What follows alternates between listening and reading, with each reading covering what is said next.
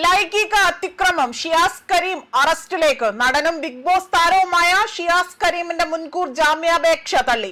ഇതോടെയാണ് നീക്കമുണ്ടായിരിക്കുന്നത്. എറണാകുളം ജില്ലാ കോടതിയാണ് ജാമ്യാപേക്ഷ തള്ളിയത്. കോഴിക്കോട് കോടതിയിൽ അപേക്ഷ നൽകിയതായാണ് അതിനിടെയാണ് നിർദ്ദേശം. അതേപോലെ തന്നെ പ്രണയം നടിച്ചുകൊണ്ട് സാമ്പത്തികമായും ലൈംഗികമായും ചൂഷണം ചെയ്തതായിരുന്നു കോഴിക്കോട് സ്വദേശിയായ യുവതിയുടെ പരാതിയിൽ പ്രസ്താവന ഉണ്ടായിരുന്നത്. അതേപോലെ പാലാരിവട്ടം പോലീസ് സ്റ്റേഷനിൽ രജിസ്റ്റർ ചെയ്ത കേസ് കോഴിക്കോട്ടേക്ക് പിന്നീട് മാറ്റുകയും ചെയ്തു.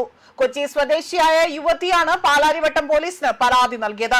2024 മുതൽ തന്നെ ഷിയാസ് കരീം ലൈംഗിക ചൂഷണം നടത്തുന്നുവെന്നും നഗ്ന ദൃശ്യങ്ങൾ പ്രചരിപ്പിക്കുന്നുവെന്നും ഭീഷണിപ്പെടുത്തിയതായാണ്, അതിൽ പണം തട്ടിയതായും പരാതിയിൽ പറയുന്നു. ഷിയാസ് കരീം 49 ലക്ഷത്തിലധികം രൂപ പല തവണയായി തന്നെ തട്ടിയെടുത്തുവെന്നും യുവതി പരാതിയിൽ വ്യക്തമാക്കിയിരുന്നു. നഗ്ന ദൃശ്യങ്ങൾ പുറത്തുവിടുമെന്നും അശ്ലീല പോൺ വെബ്സൈറ്റുകൾക്ക് നൽകുമെന്നും പറഞ്ഞ് നിരന്തരം ഭീഷണിപ്പെടുത്തിയെന്നും പരാതിയിൽ പറയുന്നു. മാനസികമായി തന്നെ പീഡിപ്പിച്ചത് കൊണ്ടാണ് ഇപ്പോൾ പരാതി നൽകിയതെന്നും യുവതി മൊഴി നൽകിയിട്ടുണ്ട്. ഇത് സംബന്ധിച്ചുകൊണ്ട് തെളിവുകളും യുവതി പോലീസിന് കൈമാറുകയും ചെയ്തതാണ്.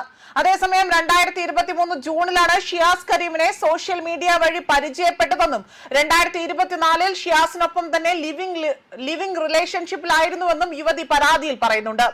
ആദ്യഘട്ടത്തിൽ പലപ്പോഴായി തന്നെ 10 ലക്ഷം രൂപ ഷിയാസ് തന്റെ പക്കൽ നിന്നും വാങ്ങിച്ചുവെന്നും തന്റെ കുടുംബ സ്വത്ത് വിറ്റ കാര്യം അറിഞ്ഞതോടെയാണ് ഇത്തരത്തിൽ ആദ്യമായി തന്നെ ഇതിന്റെ പേരിൽ 22 ലക്ഷം രൂപ പിന്നെയും വാങ്ങിയതായും യുവതി പറയുന്നു. അതേപോലെ ജിമ്മ് തുടങ്ങുന്നതിനാണ് ഇത്രയും അധികം രൂപ ഇവരുടെ പക്കൽ നിന്നും ഷിയാസ് കരീം വാങ്ങിയത്. ജിം തുടങ്ങിയാൽ അതിൽ പങ്കാളിയാക്കാമെന്നും വാഗ്ദാനം നൽകിയെന്നും ഇവർ ഈ പരാതിയിലൂടെ തന്നെ പറയുന്നുണ്ട്.